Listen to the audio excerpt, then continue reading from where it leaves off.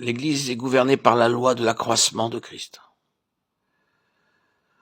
Tout ce qui existe dans le dessein de Dieu n'existe qu'en vue d'un seul objet, l'accroissement de Christ. Tout ce que Dieu a institué en tant que part de l'ordre céleste dans l'Église a été institué en vue de ce but.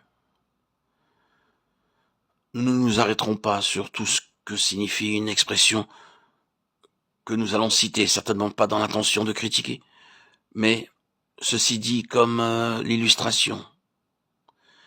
On entend quelquefois désigner certains hommes par une phrase comme celle-ci: ils ont pris les ordres. On veut dire par là qu'ils sont entrés dans un certain domaine ecclésiastique ou qu'ils sont prêtres dans les saints ordres. Mon point de vue est le suivant. Lorsqu'il s'agit de l'ordre céleste de l'Église, tous les ministères, tous les services, toutes les relations existent uniquement pour l'accroissement de Christ. C'est cela qui gouverne tout. Personne n'occupe de position, n'exerce de ministère qui soit simplement officiel. Qu'est-ce que notre position dans l'Église au point de vue céleste? Qu'est-ce que le ministère dans l'Église au point de vue céleste? Quelle est la signification qui s'attache à toutes les relations des enfants de Dieu?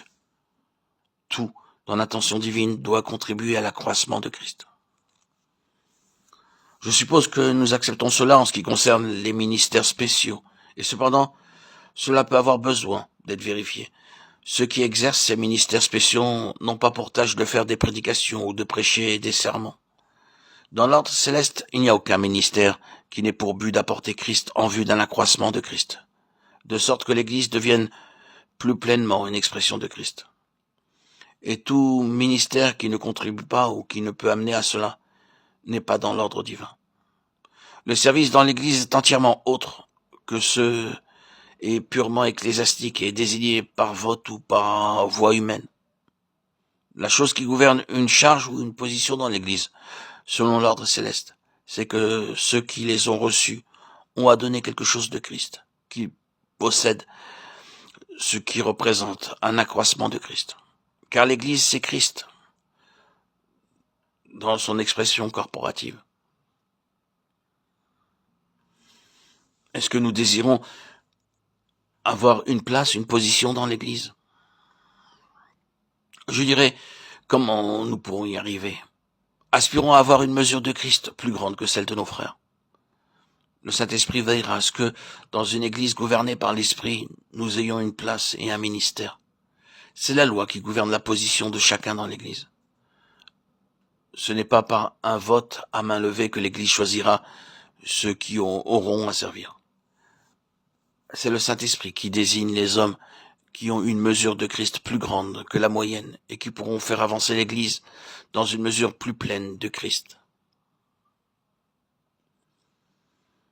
Qu'en est-il donc de tous les membres du corps?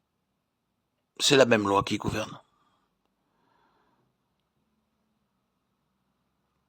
Nous pouvons laisser toute la responsabilité à ceux qui sont capables de prêcher la parole et dire c'est leur devoir de nous apporter Christ, de nous édifier en Christ. Ils nous montreront le chemin et nous apporteront la parole de Dieu en vie. Mais ensuite, le fait même que nous sommes membres du corps de Christ nous place sous cette même loi et nous sommes tous appelés personnellement à être dans le corps des jointures et des articulations qui fonctionnent pour l'unir. Nous sommes tous engagés dans l'œuvre mutuelle de l'édification du corps et de l'accroissement de Christ.